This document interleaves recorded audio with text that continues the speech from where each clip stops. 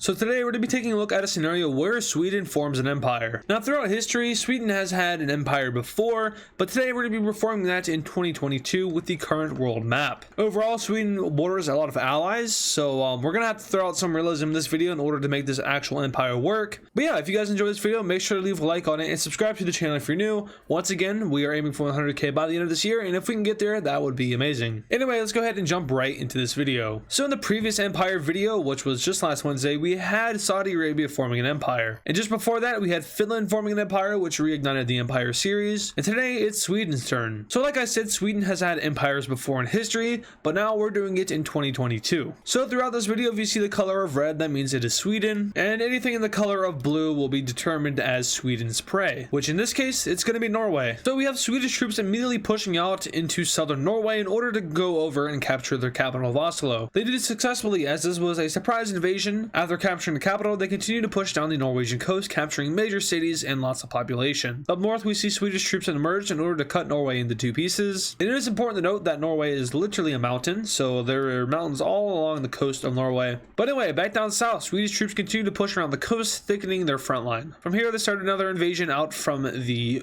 west of their country, and eventually we have the surrender of Norway over to Sweden. Now, one thing that is important to note about these empire videos is that the country that is getting an empire, which in this case is Sweden, is always buffed. This is just to make sure that the country has a fair shot at expanding. So let's say, for example, I did a Moldova empire. Moldova wouldn't be able to expand because they border Romania and Ukraine, who are both stronger than them. But if I buff them, then maybe they have a shot against Romania. They can sign for peace, get some land, and border maybe Bulgaria. From there, they take on Bulgaria, beat them, and so on and so forth. Buffing these countries just makes it more entertaining. Sweden has just basically beat Norway. Let's go ahead and take a look at this peace treaty. So taking a look at this peace treaty here, we have the thickening of Sweden. But don't worry, I'm going to go ahead and foreshadow something here. These borders are temporary. Basically, Sweden aims to capture Norway's coast, but they also go after the tail of Norway. And this might be a little thing that is used later on in the video. But for now, Sweden has expanded, and it's for the worst of things. But now they're going to have to go over one of their biggest rivals in history. That's right, Sweden declares war on Denmark. Now,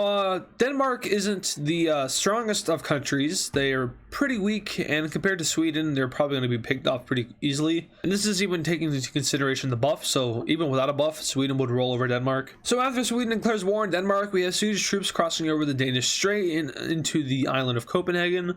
And from there, they capture the capital. They push around these other islands, take over this island. Finally, we have landfall in the Danish peninsula. From here, they roll it over, and eventually all of Denmark falls over to Sweden. So that was a pretty quick war. Let's go ahead and take a look at the peace treaty of it. And that is full annexation. So now Denmark has crossed over the Baltic Sea and is now bordering Germany and mainland Europe. And with this, Sweden is kind of limited on where it can expand. Germany has a pretty beefy defense force, and Norway, you know, they have a peace treaty, so they can't really go to war yet. But then there's Finland, and also technically Russia. But Finland is they have a really big border with them. And remember earlier, which was probably like 30 seconds ago, I don't really know how this is going to be edited out, but I said that they annex this area for a reason, and they're going to start using it for that reason. Sweden starts to pump troops up into northern Norway, and from there Finland kind of realizes what's happening. But as soon as they realize what's happening, yeah. Now, don't get me wrong, Finland versus Sweden would be one heck of a war, but in this scenario, Sweden is buffed, and with that buffness, they're going to be able to take over Finland. Oh, actually, no, not take over, but take on Finland. They're going to have a chance, is what I'm saying. These Swedish troops who are stationed in the north immediately pour into northern Finland, taking over what is literally nothing. Meanwhile, we have a small offensive coming in from the east. So while this northern campaign is going very well, so the eastern campaign, which is pushing around the coast, is not going so well. In fact, we have the Finnish troops coming up and saying, hey, you're weak, we're stronger.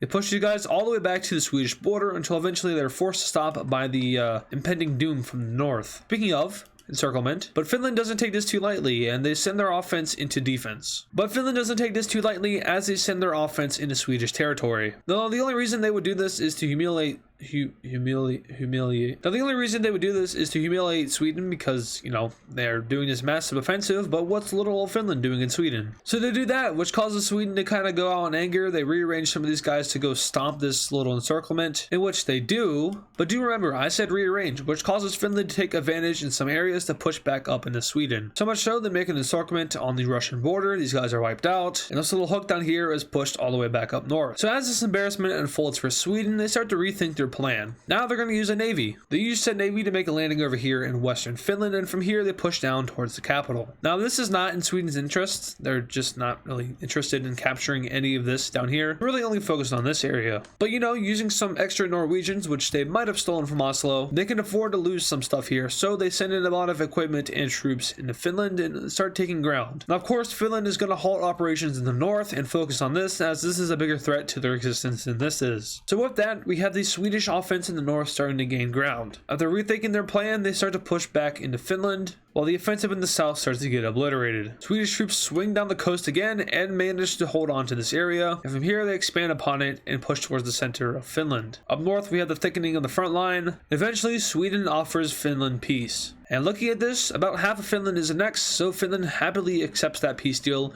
even if it means they're going to lose a lot of their northern territory. So looking at this peace treaty here, we have Sweden annexing pretty much all of northern Finland. This move takes over around 2/5 of the country, 3/4, somewhere in that fraction range. It also taps into a lot of natural resources which Finland has in the north. Overall, Finland did lose a lot of valuable land here, but the majority of their population still remains in the south. So with that out of the way, we have a non-aggression pact being signed between Sweden and Finland, and this is just to prevent anyone from attacking anyone. Surprisingly, Sweden agrees to not put offensive troops on the border, even though troops are service both, so that doesn't really make sense. I've kind of like divided troops into offense and defense groups, so theoretically if that did exist, then there are no offensive troops on this border, just defensive. Finland does whatever they want because they're the underdog here, and Sweden ships its focus back over to poor old Norway, who barely even exists as a country. Now Sweden sends over an ultimatum to Norway, in which they decline, saying that, hey, if you invade us, basically good luck. Because Norway, at this point, is just covered with mountains all over their western coast here. And we also have these islands up here, which I don't even think anyone lives there, so it doesn't matter. But basically, Norway says bring it on, and Sweden does exactly that. Sweden sends troops over into central and southern Norway while avoiding the coastal areas. They also push over towards the more hilly / mountainous areas, but really don't go too far into the geographical region. And overall, we have Sweden taking over a vast majority of the remainder of Norway, although we see no surrender or capitulation from the Norwegian government. At this point, Sweden is just occupying Ghostland, and that said Ghostland is not like giving up. It's a weird scenario, but this is what we're left with. Well, Liz Truss just resigned. That's interesting. She's only been prime minister for like 40 days or something. But I'm interested to see what Britain will do from here as they struggle to elect a good leader. Anyway, back on to topic. Sweden is stalemated with nobody in Norway, and now they want to continue expanding to kind of say that, hey, we are not that big of a joke. So they declare war on Germany. Maybe not the best of moves, but hey, whatever. They immediately push into northern Germany and are then stopped by the German defense. Germany basically says, hey, if you stop this right now, we won't do anything bad to you. And Sweden says they say go away. So now we have another stalemate appearing as German defense slowly pushes back the Swedes in the north. Now the reason Sweden can't really go on a full offensive here is because their troops are attempting to take Norway, who once again is just like a ghost country at this point, and Sweden has just involved itself in a bad scenario. They can't expand anywhere because they literally cannot expand as a country. So they're going to need some help here. But who's going to help Sweden, who's been very aggressive as of recently? Could be someone that doesn't like Germany, but everyone that borders Germany likes Germany. Sweden is the only country that borders Norway, and yeah, they're kind of screwed here. So they wait and nothing happens. And that is until the UK finally elects another leader, and said leader is absolutely crazy.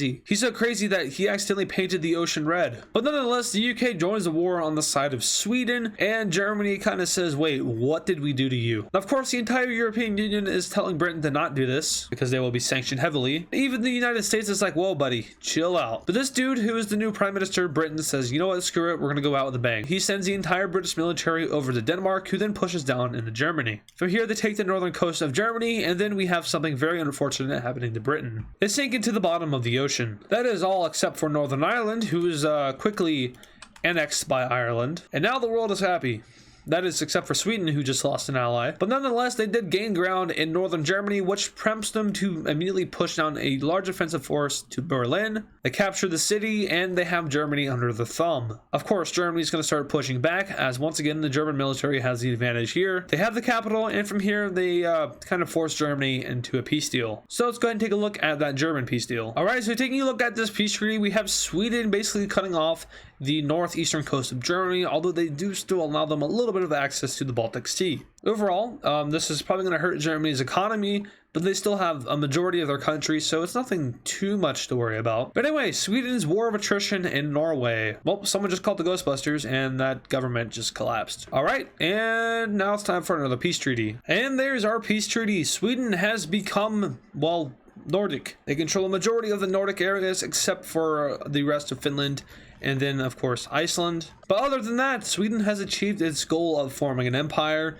and if that's not an empire, then I don't know what is. They've done all the horrible things that empires have done: backstabbing, war crimes, assimilation, more war crimes. Yeah, so Sweden fits the definition, and here they have the entire Nordic peninsula. If that's what, yeah, it's a peninsula. And then the Danish peninsula and northern Germany. Sweden has successfully formed its empire, and nobody did anything about it because nobody wants to do anything about it because I said so. And that's going to wrap up this empire video. So if you did enjoy it, make sure to leave a like on it and subscribe to the channel if you're new.